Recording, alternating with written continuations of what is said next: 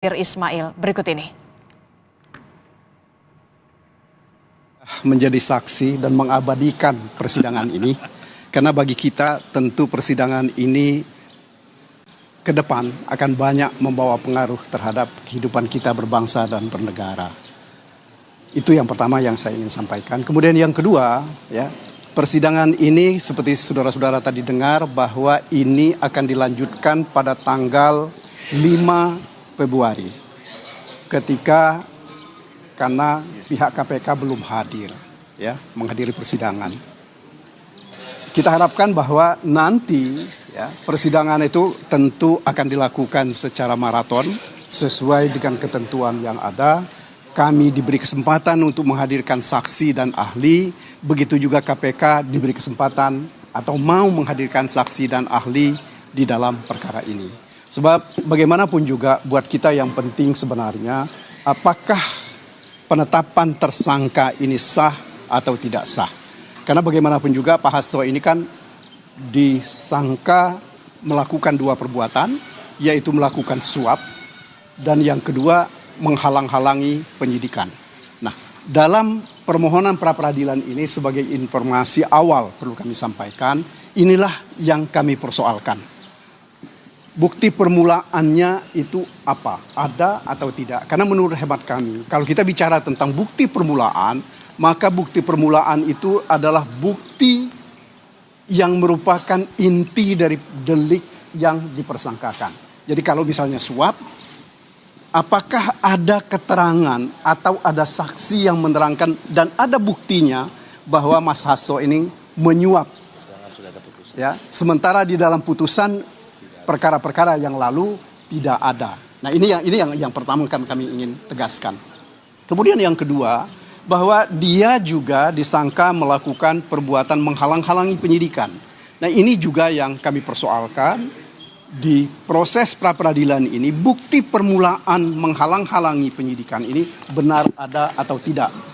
Ya, karena sebab bagaimanapun juga bagi kami, bagi kita semua, bukti permulaan ini sangat penting bagi penegakan hukum kita. Ya, jangan sampai orang ditetapkan menjadi tersangka karena ada asumsi. Ya, sebab keterangan-keterangan de auditu seharusnya tidak digunakan untuk menetapkan seseorang menjadi tersangka. Kira-kira seperti itu yang bisa saya sampaikan. Sekali lagi terima kasih atas kehadiran kawan-kawan semua. Terima kasih. Tadi disebutkan ada perbaikan, ini perbaikan apa? Ini sebenarnya perbaikan ini lebih pada perbaikan redaksional, ya. Tidak ada yang substansial dari perbaikan ini. Karena kami tidak ingin mencabut permohonan kemudian mengulang melakukan pendaftaran. Karena yang kami khawatirkan kalau itu yang kita lakukan berarti ada proses pemanggilan-pemanggilan yang memerlukan waktu yang lama. Jadi itulah sehingga kami tadi menyampaikan kepada Ketua agar supaya diberikan izin untuk melakukan perbaikan. Dan perbaikan ini tidak kami renvoy, tetapi dengan memberikan bagian dari permohonan yang kami tunjuk bagian mana saja yang diperbaiki. Ya. Penegasan saja, ini kan posisi KPK tidak hadir, padahal kan teman-teman sudah mengajukan itu lewat sistem begitu. Apakah ada sikap KPK yang diragukan oleh teman-teman soal tidak hadir? Saya kira begini, kita jangan berprasangka buruk lah terhadap KPK. Mari kita hormati, mungkin mereka terlalu sibuk sehingga belum sempat hadir. Ya, mungkin juga mereka mempersiapkan bukti-bukti permulaan yang cukup untuk membantah dan menguatkan dalil-dalil mereka. Ya, saya kira begitu. Oke. Oke, terima kasih ya semuanya. Sebentar ada apa? Saya tambah sedikit aja. Bung Dom. Ini kita semua sedang disorot oleh publik. Pengadilan ya disorot oleh publik, KPK disorot oleh publik. Kita juga ya sebagai tim kuasa hukum Hasto Kristianto juga mendapat sorotan dari publik. Tidak salah kalau saya katakan bahwa kita ini dalam ujian. Ujian untuk menegakkan hukum sesuai dengan asas due process of law, ya, sesuai dengan ya hati nurani kita. Ya. Nah, sekali lagi saya ingin tambahkan, kalau kita gagal, kalau kita tidak memenuhi semua ketentuan-ketentuan hukum yang berlaku dalam proses persidangan ini, ya, yang diadili adalah kita gitu. Jadi jangan pengadilan itu diadili ya, oleh publik karena kegagalan atau kesalahan dalam penerapan hukum. Nah ini yang saya ingin katakan, karena ini test case gitu. Ini ujian bagi lembaga peradilan. Ini ujian bagi kita semua untuk betul-betul membuktikan kepada dunia, kepada publik, bahwa hukum bisa ditegakkan. Hukum bisa steril dari tekanan-tekanan politik yang ada.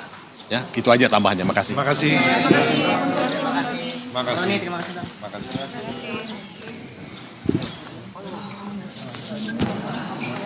Dan saja kita dengarkan kuasa hukum dari Sekjen PDI Perjuangan Hasto Kristianto, Magdir Ismail dan juga Todung Mulya Lubis terkait dengan respon dari pihak Hasto Kristianto yang kita ketahui bersama, saudara, pihak termohon yakni KPK dalam hal ini adalah tidak hadir dalam sidang pra-peradilan perdana dari Hasto Kristianto dan sidang sendiri baru akan kembali digelar atau dilanjutkan pada 5 Februari 2025. Tadi kuasa hukum dari Hasto Kristianto menyebut pengajuan gugatan pra-peradilan ini adalah untuk mempersoalkan bukti permulaan yang dilakukan oleh KPK atau digunakan KPK untuk menetapkan seorang Sekjen PDI Perjuangan Hasto Kristianto. Dan lebih lengkapnya saudara, nanti kita akan jeda sejenak, tetaplah bersama kami di dalam Breaking News Kompas TV.